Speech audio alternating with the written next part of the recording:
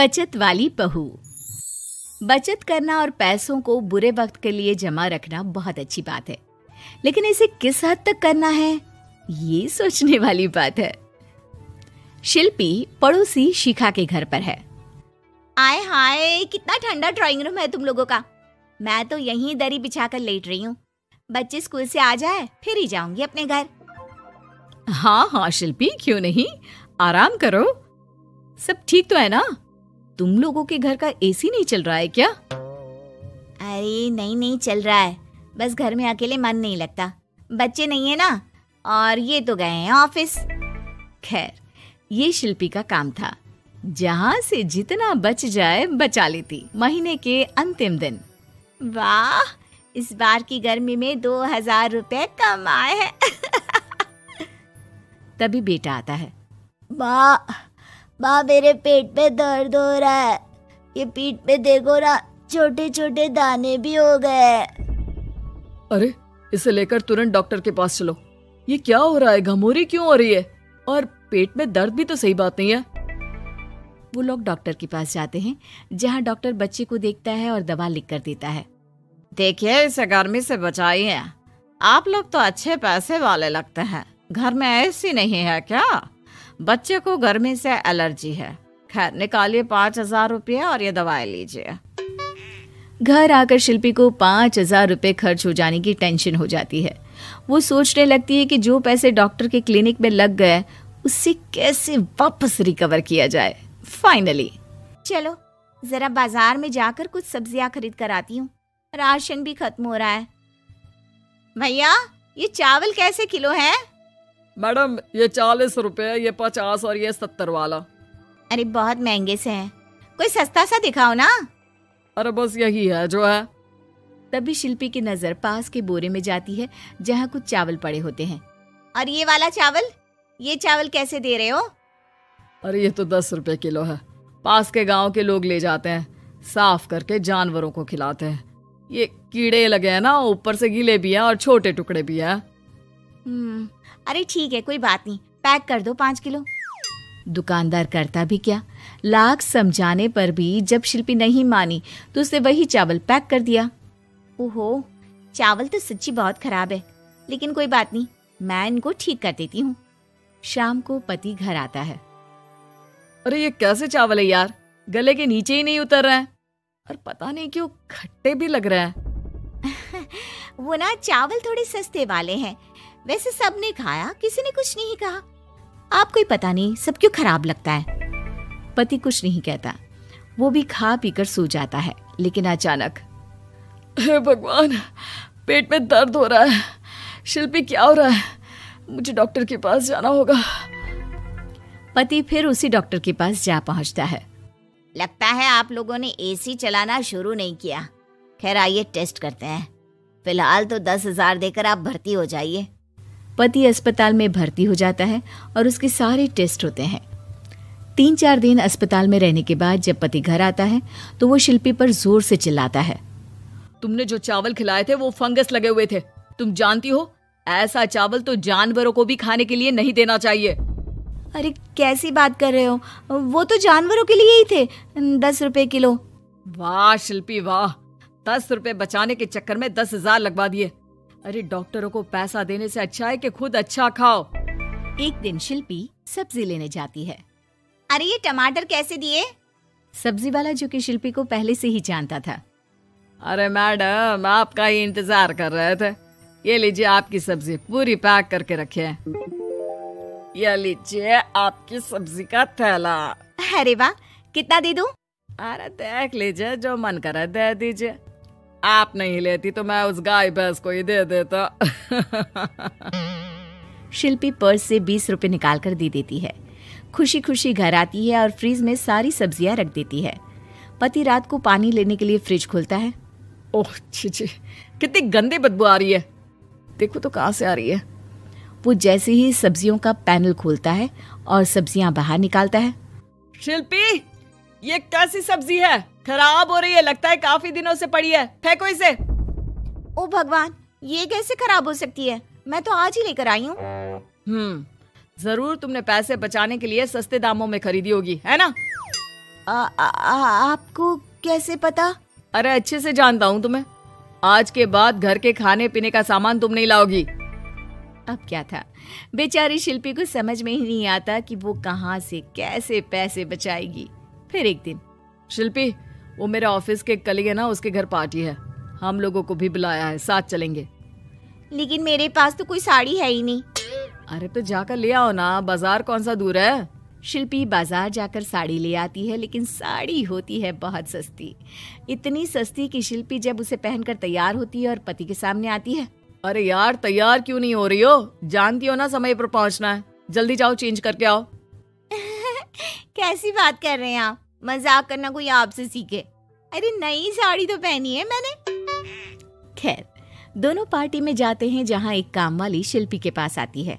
Madam, ये जो हाथ में झूठा ग्लास है ना, दे दो, बर्तन धोने के लिए ले जा रही हूँ। अरे शिल्पी, आपकी और इस काम वाली की साड़ी तो बिल्कुल एक जैसी है। नहीं, मेरी साड़ी का कपड़ा थोड़ा ज्यादा अच्छा है। ये वाली भी मिल रही थी, लेकिन मैंने ली नहीं। क्या फायदा, हल्का कपड़ा जल्दी फट जाता है। ये वाली तो कुछ ज्यादा ही सस्ती है। सभी काम वाली की बात सुनकर शिल्पी पर जोर जोर से हंसने लगते हैं। दूर खड़ा शिल्पी का पति सबको हंसते हुए देख रहा होता है और काम वाली की साड़ी शिल्पी की साड़ी जैसी ही दिखती है, ये भी देखता है। पार्टी खत्म होने के बाद दोनों घर आते हैं। मैंने क्या कर दिया, मुझे बिल्कुल अच्छा नहीं लगा। मैंने जरा से पैसे बचाने के चक्कर में कितनी बेइज्जती करवा ली। आज के बाद कभी कंजूसी नहीं करूंगी। चलो, देर आए दुरुस्त आए।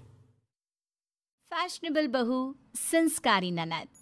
शोभा की इकलौती बेटी साहिल ने एक फैशनेबल लड़की विभा से लव मैरिज कर ली और उसे अपने घर ले आया।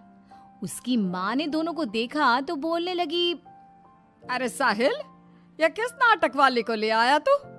और इसने ये इतने छोटे कपड़े क्यों पहन रखे हैं? माँ, ये नाटक वाली नहीं, आपकी बहू है।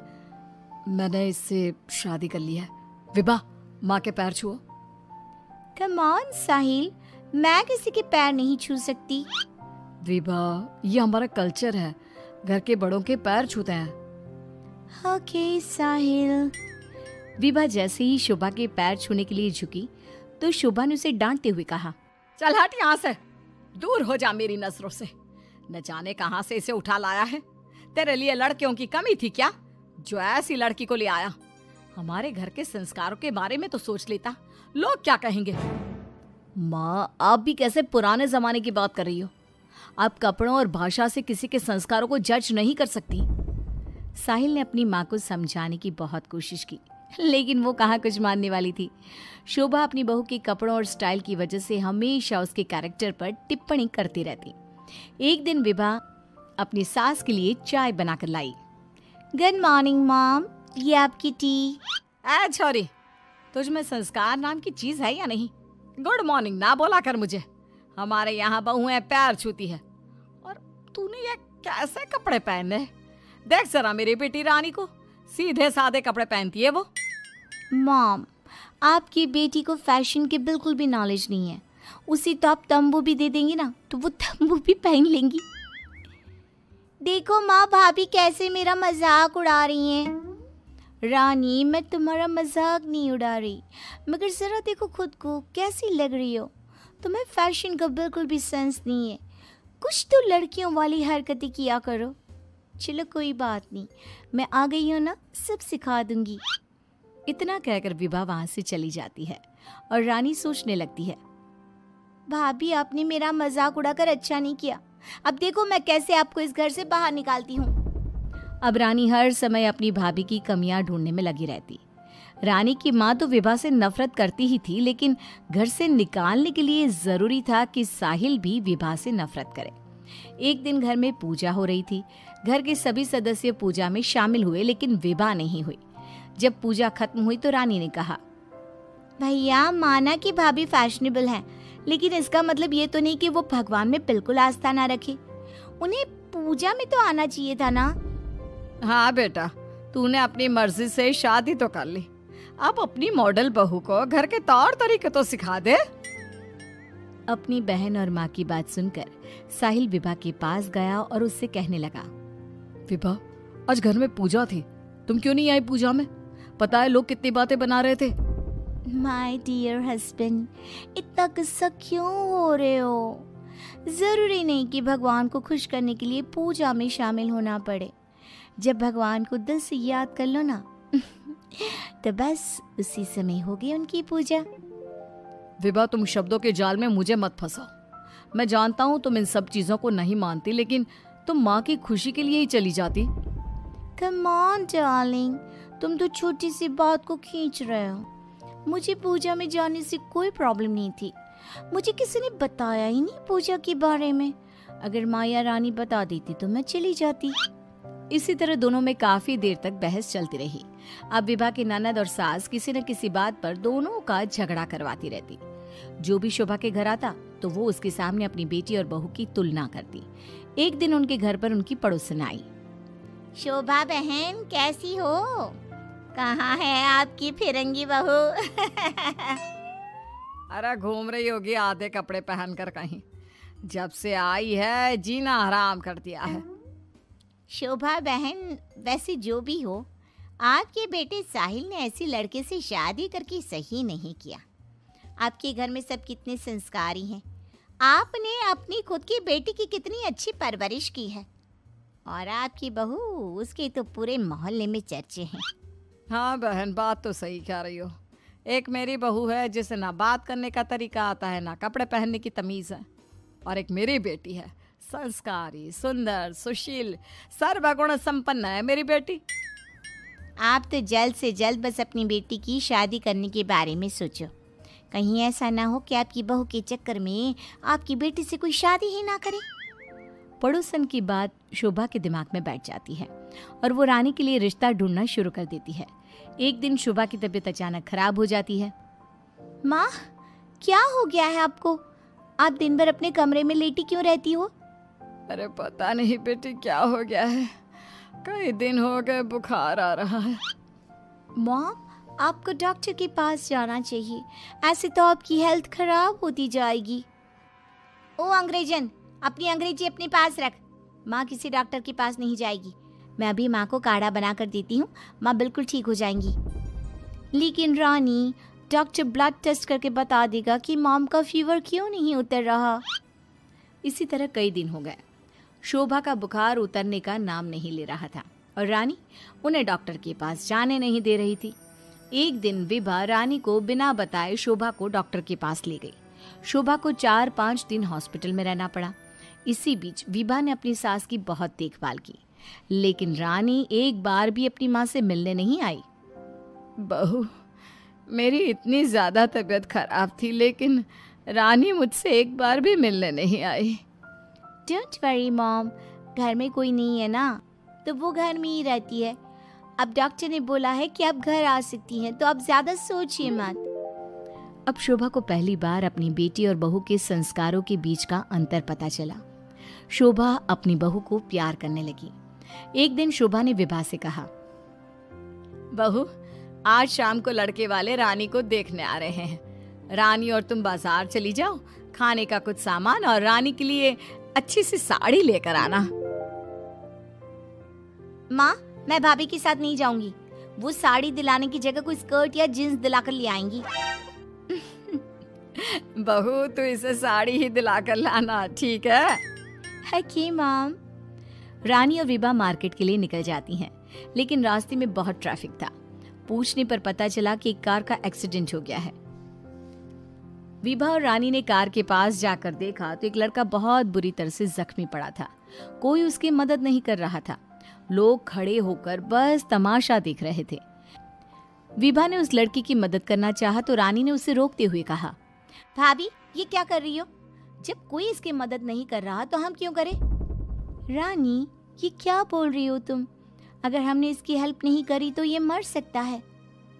लेकिन भाभी, पुलिस का झंझट कौन संभालेगा? पुलिस उल्टा हमसे ही सवाल जवाब करेगी। वो सब बाद में देखेंगे, पहले इसे हॉस्पिटल पहुंचाते हैं। विभा और रानी उस लड़के की जान बचा लेती हैं और उन्हें घर आने में देर हो जाती है। शोभा उनसे पूछती है, तुम दोनों को इतनी देर क्यों हो गई आने में? देखो शाम होने वाली है, लड़के वाले किसी भी समय आते होंगे। माँ, आपकी लाडली बहू की वजह से देर हो गई। मुझे आज पता चला भाभी को समाज सेवा का शौक भी है। रानी ने पूरी बात अपनी माँ को बता दी। शोभा ने बहू को डांटने की जगह उसकी तारीफ की। वो तीनों बात कर ही रहे थे, तभी साहिल वहां आकर कहता है, माँ, जो लड़का रानी को देखने आने वाला था उसका एक्सीडेंट हो गया है। क्या? ये तो बहुत बुरा हुआ। ठीक तो है ना वो? हमें जल्दी उसे देखने जाना चाहिए। माँ, वो ठीक है। उसके घर वाले बता रहे थे कि 2 लड़कियों ने उसे हॉस्पिटल पहुंचाया है। अगर वो उसे वक्त पर हॉस्पिटल ना लेकर जाते तो उसका बचना मुश्किल था। 2 लड़कियों ने? डार्लिंग, हमने भी आज एक लड़की का हॉस्पिटल पहुंचाया था। कहीं ये लड़का वही तो नहीं जो रानी से मिलने आ रहा था। सभी हॉस्पिटल पहुंचे तो ये लड़का वही निकला जिसकी जान विभा और रानी ने बचाई थी। सब ने दोनों की बहुत तारीफ की। रानी ने अपनी भाभी से माफी मांगते हुए कहा, भाभी, मुझे माफ कर दो। मैंने हमेशा आपको गलत समझा। अगर आप ना होती तो मैं कभी भी किसी अनजान आदमी की मदद ना करती। डोंट क्राई डियर, हमें अच्छे काम करते रहने चाहिए। साहिल दोनों की बात सुनकर कहता है, देखा रानी, मैं कहता था ना, संस्कार चरित्र में दिखाई देते हैं, कपड़ों और भाषा में नहीं। इसीलिए कभी किसी के कपड़े देखकर उसका कैरेक्टर सर्टिफिकेट नहीं बनाना चाहिए। फिटनेस वाली बहू। चंद्रनगर गांव में सुगना अपने बेटे रमन के साथ रहा करती थी। कुछ ही दिनों में उसकी शादी राधा नाम की एक लड़की से हो जाती है। राधा फिटनेस को लेकर बहुत ज्यादा सजग होती है और वो घर के बाकी लोगों को भी दिन भर फिटनेस टिप्स देती रहती है। बहू, आज तो मुझे आलू पूरी खिला दो। नहीं माँ जी, उसमें बहुत ज्यादा फैट और कोलेस्ट्रॉल होता है। आपको तो मैं आज प्रोटीन सलाद बनाकर खिलाऊंगी। कुछ दिनों तक तो सब ठीक लगता है, मगर धीरे धीरे सुगना और रमन दोनों ही राधा की इस आदत से परेशान होने लगते हैं। राधा, मैं मानता हूँ हमें फिटनेस के प्रति सजग रहना चाहिए, मगर बाकी की चीजें भी खानी उतनी ही जरूरी है। रोज रोज प्रोटीन सलाद थोड़ी ना खाया जाता है। आपको तो खुद तला फला खाना है। माँ जी का तो आप बस बहाना बना रहे हो। देखो जी, जो आप खाते हो आप वही बन जाते हो। अरे मुझे ये सब ज्ञान मत दो राधा। मैं बस ये कहने की कोशिश कर रहा हूँ कि हर चीज खानी जरूरी होती है। तेल और घी भी खाना जरूरी होता है एक मात्रा में। खैर, तुम नहीं समझोगी। कुछ दिनों बाद तीज आने वाली होती है और सुगना अपने दोस्तों के लिए तीज पार्टी रखती है। अरे बहू, आज तीज है और मैंने कुछ सहेलियों को खाने पर बुलाया है। कुछ अच्छा सा उन सब के लिए पकाना। ठीक है माँ जी। शाम को सुगना की सब दोस्त आ जाती हैं। सुगना सबको अपनी बहू से मिलवाती है। अरे वाह सुगना, तुम्हारी बहू तो बहुत ही खूबसूरत है। सिर्फ खूबसूरत ही है या गुनी भी? अरे नहीं नहीं, मेरी बहू बहुत ही संस्कारी है। घर का सारा काम भी खुद करती है। थोड़ी देर सब गप्पे मारते रहते हैं। फिर राधा टेबल पर खाना लगा देती है। खाना लगा दिया है मैंने, आप सब खा सकते हैं। सब लोग टेबल पर आते हैं। अरे ये सब क्या है? आंटी, ये पालक का सूप है और वो स्प्राउट सलाद। वो सब तो ठीक है बहू, मगर खाना कहाँ है? आंटी, यही खाना है, इससे हेल्थ भी बनी रहेगी और आप सबकी उम्र में तो यही खाना ठीक रहता है। हमारी उम्र मतलब? अरे हम कोई बुढ़िया थोड़ी ना हो गई हैं। और ओ सुगना, अगर खिलाना ही नहीं था तो हमको बुलाया ही क्यों? सब मूड खराब हो गया तीज के दिन, चलो यहाँ से। और ये सब बोलते हुए सब औरतें चली गई। अरे ऐसा क्यों किया राधा? मैंने बोला था ना कि कुछ अच्छा बनाना। तुम्हारे फिटनेस टिप्स हर जगह अच्छे नहीं लगते। आज तुम्हारी वजह से सब मुझे इतना सुना कर गई। जाओ, अब वो पालक सूप और सलाद खुद ही खाओ। उधर रमन भी राधा की इस आदत से बहुत परेशान हो जाता है, क्योंकि वो रोज उसके टिफिन में कोई ना कोई सलाद बनाकर देती और दाल देती। और एक शाम जब रमन ऑफिस से लौटता है तो अचानक गुस्से से आग बबूला हो जाता है। राधा, ओ राधा! आ रही हूँ, चिल्ला क्यों रहे हो? चिल्लाऊंगा ही ना, आज ऑफिस में मैं बेहोश हो गया था। अरे मगर क्यों? अरे तुम जो फिटनेस के नाम पर रोज ही सलाद और दाल देती हो ना, टिफिन में, उससे मेरा पेट नहीं भरता और मुझे वीकनेस की वजह से चक्कर आ गए। मगर उसमें तो प्रोटीन होता है। हर चीज लिमिट में अच्छी लगती है राधा, चाहे वो फिर प्रोटीन ही क्यों ना हो। उसके अलावा भी सबकी मात्रा खाने में जानी चाहिए। मैं तो बस आप सबकी सेहत के लिए ये सब करती हूँ। अरे इतना भी मत करो, हमें खुला छोड़ दो थोड़ा। थोड़े दिनों बाद एक दिन जब सुगना मंदिर से लौटकर आ रही होती है तो अचानक से गिर जाती है और उसकी सब उंगलियां और हाथ पैर जोर से अकड़ जाते हैं। कुछ लोग मिलकर उसे घर छोड़ जाते हैं। घबराई हुई राधा तुरंत डॉक्टर को बुलाती है। डॉक्टर साहब, माँ जी को क्या हो गया है? इनका पूरा चेकअप करना होगा। वैसे तो मुझे लग रहा है कि इनको गठिया हुआ है, इतना तो पता चल रहा है। गठिया? बाप रे! हाँ, गठिया। इनके घुटनों और सभी जोड़ों में जो लचक, जो चलने फिरने के लिए ऑयल चाहिए ना, वो अब नहीं है। अरे कैसी बातें कर रहे हैं आप? मैं तो इनकी सेहत का बहुत ख्याल रखती हूँ, रोज प्रोटीन सलाद खिलाती हूँ और सूप भी। मतलब ये बिल्कुल भी ऑयल या घी नहीं खाती? नहीं नहीं। अरे कैसी बातें कर रही हैं आप। खाने में एक मात्रा में घी या ऑयल का होना बहुत ही आवश्यक होता है। अगर वो पेट में नहीं जाएगा तो जोड़ों में जो ग्रीस होता है वो खत्म हो जाता है। ओह, ऐसा क्या डॉक्टर? माँ जी ठीक तो हो जाएंगी ना? हाँ हाँ, हो जाएगी। थोड़ी देर बाद रमन भी ऑफिस से आ जाता है। क्या हुआ माँ? कुछ नहीं बेटा, बस ऐसे ही गिर गई थी। ये सब मेरी गलती की वजह से हो रहा है, मुझे माफ कर दीजिए आप दोनों। राधा रमन को सब कुछ बताती है। I am sorry Raman. अति हर चीज की बुरी होती है राधा, इसलिए मैं तुमको बार बार बोला करता था। तुम्हारी फिटनेस के प्रति जागरूकता अच्छी लगती है, लेकिन शरीर में हर तरह की प्रोटीन जाना भी जरूरी है। जी, आप बिल्कुल सही कह रहे हैं, मुझे माफ कर दीजिए। मैं अपने हाई क्लास फ्रेंड के दिखावे और बहकावे में आ गई थी। मैं दोबारा ऐसा कभी नहीं करूँगी और माँ जी का ख्याल डाइट चार्ट के मुताबिक ही रखूँगी। ये हुई ना बात। अब मेरे लिए आज अपने हाथों से देशी घी के गर्मा गर्म आलू के पराठे बना दो, तो ही मैं माफ करूँगा तुम्हें।